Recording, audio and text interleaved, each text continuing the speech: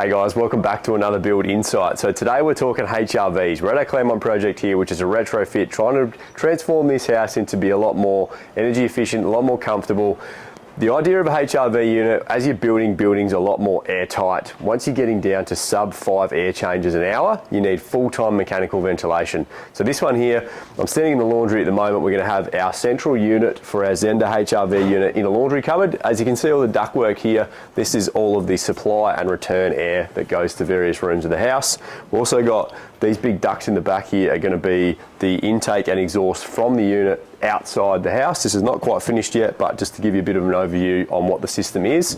So the idea of it is you have extraction fans in areas like above your cooktop. You still got a range hood, but you put an extraction fan in your cooking area, in your wet areas, in your toilet, things like that, to be able to extract any stale warm air, which will preheat a central core inside the indoor unit.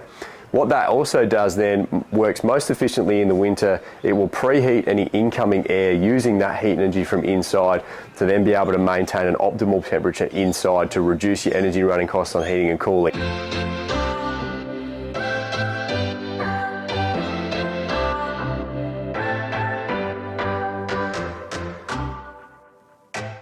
Okay, so I've just jumped up on a ladder here to show the difference between conditioned and unconditioned space. Got to be really crucial with these ducts because they carry condensation and moisture to and from where they need to go. Anything outside of a conditioned space needs to be insulated. So what we've got up here, the red steel beam above me, straight above that is the wall of our second story. Anything over to my left over here is inside the conditioned space or underneath the insulation layer. So that will stay at optimum temperature being inside the conditioned space. What we've got on the other side where the silver duct is, this is outside of the conditioned space. So being a retrofit, it's just up in the ceiling level. All of our new insulation outside of the second story is going to be underneath that ductwork. So to ensure that the air inside these fresh air ducts stays at optimum temperature, we insulate these ducts as well to ensure that we're not going to get a heap of energy loss out of that air.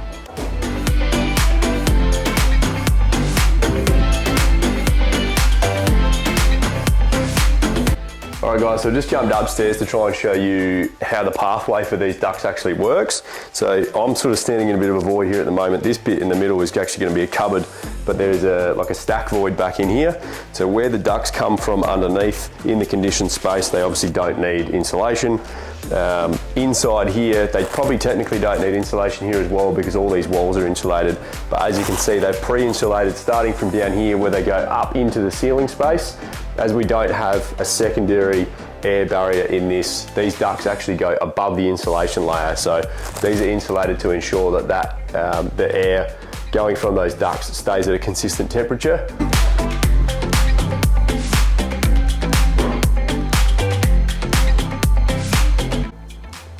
So over in the ensuite here, from the path of where the stack was, the exhaust vents for the HRV are up at the ceiling straight above me here. So this is the shower. So the HRV unit does away with the need for an extraction fan or an exhaust above your shower.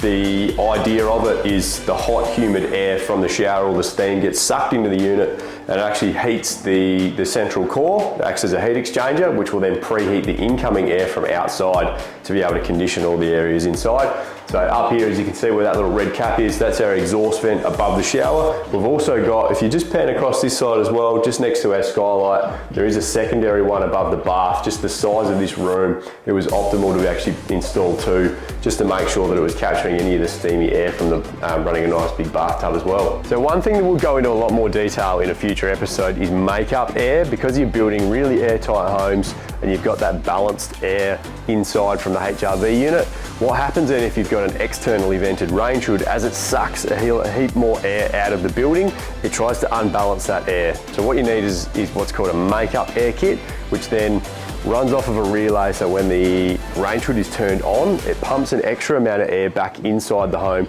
to counterbalance that extra air that's being sucked out. So we'll go into a lot more detail on that, but just wanted to point that out as I'm in the kitchen area at the moment. So this last little bit here, this duct here, just hanging down, will then go into the ceiling next to the range hood. So whilst the range hood will actually extract majority of the heat energy and all the fatty, oily air from cooking, next to it, it can also use the heat energy from the air around it to suck back through the HRV unit and make sure that it's getting rid of any excess.